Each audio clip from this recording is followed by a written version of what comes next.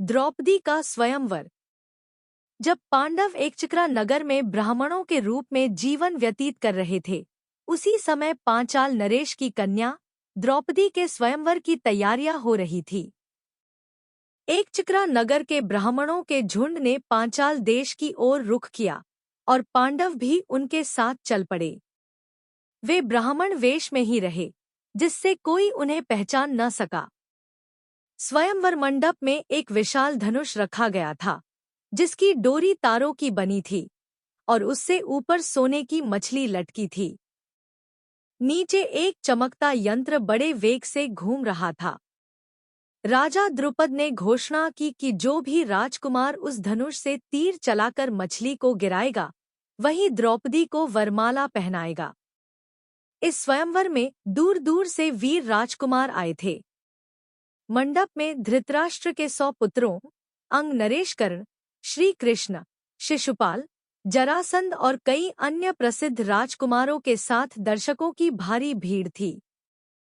राजकुमार धृष्टद्युम्न घोड़े पर सवार होकर सामने आए और उनके पीछे हाथी पर सवार द्रौपदी हाथ में हार लिए हुए आईं। वह हाथी से उतरी और सभा में प्रवेश किया। धृष्टद्युम्न अपनी बहन का हाथ पकड़कर उसे स्वयंवर मंडप में ले गए। इसके बाद एक एक करके राजकुमार धनुष पर डोरी चढ़ाते और असफल होकर लौट जाते। शिशुपाल, जरासंध, शल्य और दुर्योधन जैसे महान वीरों को भी हार का सामना करना पड़ा। जब कर्ण की बारी आई तो सभा में हलचल मच गई। सबने सोचा अंग नरेश कर्ण धनुष से तीर चला ही देंगे, लेकिन जैसे ही कर्ण ने धनुष उठाया और डोरी चढ़ाने की कोशिश की, डंडा उसके हाथ से छूटकर मुंह पर जा लगा। कर्ण असफल होकर अपनी जगह पर लकिया। इतने में सभा में एक युवा ब्राह्मण खड़ा हुआ, जिससे हलचल मच गई। वह ब्राह्मण कोई और नहीं बल्कि अर्जुन थे।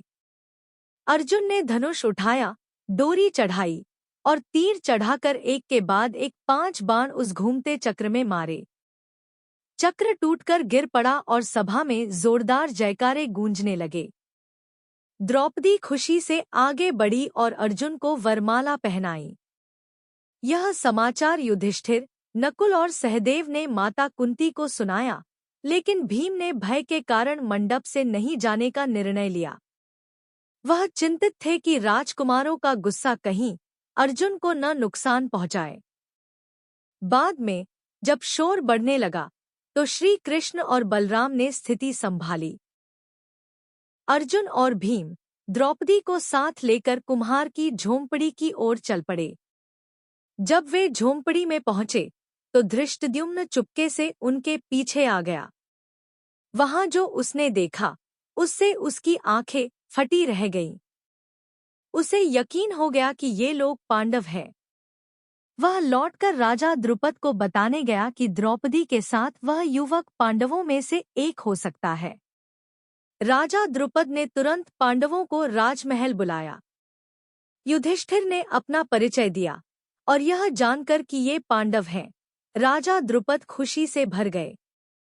उन्होंने संतोष की सांस ली और सोचा कि अब द्रौपदी का विवाह अर्जुन से होने से उनका शत्रु द्रोणाचार्य से कोई डर नहीं रहा।